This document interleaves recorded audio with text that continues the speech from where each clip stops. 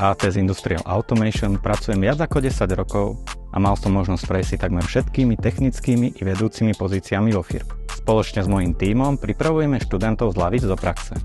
Školiace centrum, testovacie standy, bootcampy, stáže a brigády sú možnosti, ktoré ponúkame študentom, ktorí prejavia záujem okúsiť, čo to priemyselná automatizácia znamená v praxi.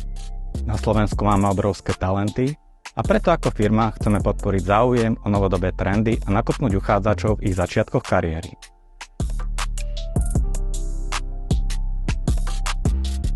Na kursoch ATS som sa naučil pracovať v programoch, ktoré sme na univerzite nemali, ako napríklad Phoenix Contact. Moja profesia spočíva v automatizácii výrobného procesu, znamená to, že monotónnu prácu človeka vieme nahradiť robotom. Som z Ukrajiny, ale vďaka kolegom sa necítim byť cudzincom. V ATS nezáleží, odkiaľ pochádzaš, podstatne je, či máš chuť pracovať.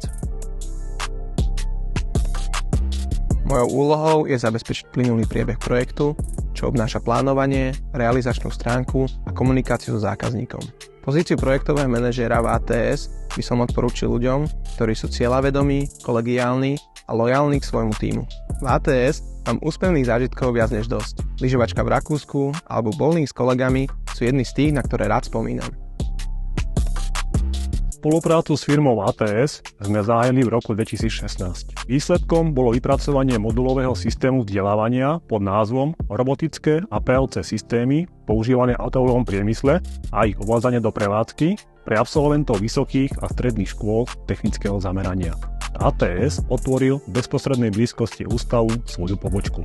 Bude vedieť rýchlejšie reagovať nielen na potreby trhu práce, ale aj podporovať vedeckú a odbornú spoluprácu medzi stredným odborným školstvom, vysokým školstvom a praxou. V ATS tomu hovoria triatlon vzdelávania.